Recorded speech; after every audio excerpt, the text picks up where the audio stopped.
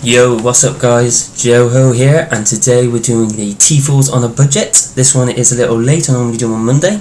I'm recording this early though, but I normally do these on Monday. It's coming out today on Wednesday. This will be just because of the Epidemore and everything release on Monday, and I hope that went really well. Obviously I don't know yet, this is before even then. So we're just going to get right to it and go through all the InHumans, which ones I think are great, and there's been a few changes, but let's roll that intro and we'll get into the nitty gritty.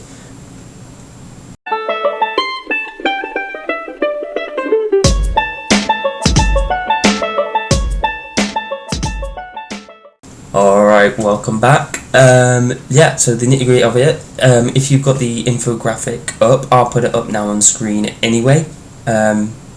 What you will have is a hell yes still, a hell no, a for war only, and I've added raid only and DD3s. So these are ones that I think if you're using them as a raid team or those certain characters in a raid team, you should probably get them, just because they do help you more in raid or in DD3. If you're using that character for DD3, it's probably worth doing more in that character as well. So just added them on to this because I know I knew I was going to need them. But yeah, let's get straight to it. So first up, we're going to now use we're going to go through Black Bolt. So on this, you want to do his passive. You just do. At the end of the day, it's just he is the Ultron killer and any villain tech for that matter. Plus, he gives 20% max health to self and InHumans. So that's not just for when he's with his team, but when he's on his own, and just the extra damage is very helpful. Same with Sonic Scream. It's an extra 120% damage to all targets. And that's massive on him because of he's probably got the highest damage stat I think in game at the moment, or definitely up there. So big damage as you probably know. Same with this one, it is only to one target, but it's still 100%, and this is what can kill like an Ultron on turn 1 easy, and he's not going to revive or anything. Pretty much will kill a character. I think mine at the moment's hitting for 100 and something K damage, which is insane, and that's without offense up. So definitely worth doing that one as well. Royal Strike, I would say it's good, but not necessary. If you're using him and Yo-Yo in a raid situation, I would definitely get it, because I would say it's just he then will be he will assist Yo-Yo more, and this will increase that damage as well, and it's just you get to clear 2 positive effects and the extra damage, which is, like I said, pretty helpful. But that's it I would say on that, on Black Bolt. So now let's go to Yo-Yo. So I'm going to go straight to the controversial one here, which people will be like, why war only? This is like second best one according to Casino and probably others, but in my opinion, I will go through this now as to why I've said war only. So in Arena, you are using at max Crystal, Black Bolt, Crystal, and Yo-Yo. So that's 3. So yes, you gain 10% focus per non-shield or and inhuman ally. So that's only 20% extra focus, not the extra 40% because you're not using the full team. That's an Arena, and that's if you're using both Crystal and Black Bolt. Most people in mid-tier aren't even using Crystal, they're using just Yo-Yo, so that's only an extra 10% focus in Arena. In Raids, you're not using Crystal, Karnak, or Quake either, you're using just Black Bolt and Yo-Yo, only an extra 10%. Okay, so in Blitz, yes, but in Blitz you don't even need any T4 whatsoever. These can still win with just 664 across the board at 8-3 easily. You don't need any T4s for Blitz, so Blitz it doesn't matter. So where would it matter? Where would it actually take full advantage of full 40%? There's only one place, and that's war. When you're on war, you would want this. I haven't invested in it yet. I probably will when I got some spare, but at the moment I'm going full Black Order. But yeah, war is the only place you're going to use that team against other stupid hard teams like Hydra. Hydra is a big one, Black Bolt is a massive counter to him. Her having the extra focus to make sure they get those offense downs, definitely worth it. But apart from that, you don't actually use all 5 of them, like really, as a team. So it actually isn't as good as everybody thinks. You don't get that big 40% from the 4 team members. That is my reasoning. If you think I'm wrong, then by all means you may still think that's worth it. That I think it's solid reasoning on my part, and that is why it's not on there, and it's only for war only. And you got to remember, these T4's on a budget. This ain't, you know, every T4 you possibly would want could got kind of thing. We, you know, want to save for other things. Then the only other one on here is Rapid Strikes. Again, that is raid only. So this is where you always gain an assist from a random inhuman ally, which on raid you're only going to be using Black Bolt and him. I doubt you use Crystal, Karnak or Quake. So that is, make sure he always gets that assist. He clears the effects, I think. I'd have to double check, but you get the extra damage, and that's why those two basics are for raid only, in my opinion. I haven't done them just because I don't use Yo-Yo in raid. She's not up there. She's not part of my U7 team in the end of the day. But if you're using those two in raid as a U7 team, something like that, I'd definitely do it. After this, let's go to who would it be? So after this, it is Crystal. So Crystal, we don't want to be doing any basic. It's just the slow 4-2 turns.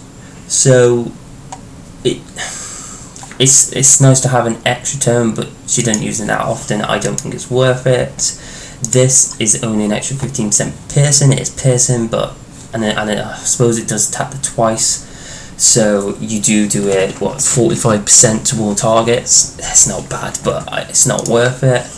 Then you've got what's this? Cold Snap, which, by the way, you look at Crystal's Cold Snap where she goes like that.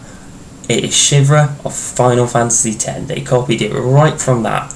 I will play that clip of Shivra doing it, and I'll try to see if I can find her one doing it, but if not, just the Shivra one.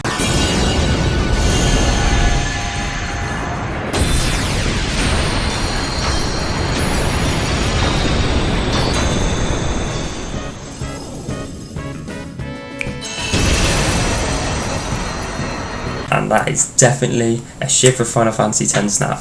But anyway, it is a lot more damage and stuff like that, but again, I just don't think it's worth it. So it's just the second wind you definitely want to do, and that is because you get an extra cleared negative effect, which can be massive, and an extra 20% healing, which again is massive. Like, that's a lot of healing. So what did it go actually up from?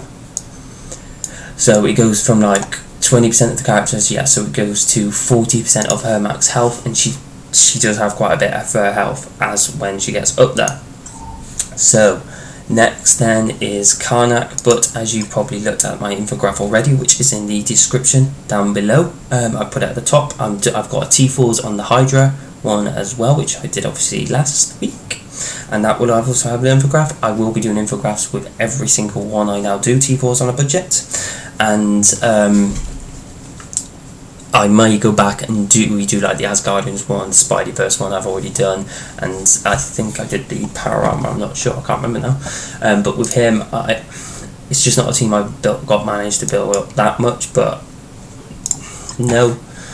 As you've seen on the infograph, these are all going to be no's. I'll just quickly go through. This isn't too bad, the extra speed reduction, as well as the chain to 3 adjacent targets instead of just 2. It's not a half bad one, but if I was going to go heavy into this team and do extras, it's probably not the next one after all these other ones I've listed to do. That's just obviously my opinion. This is all my opinion.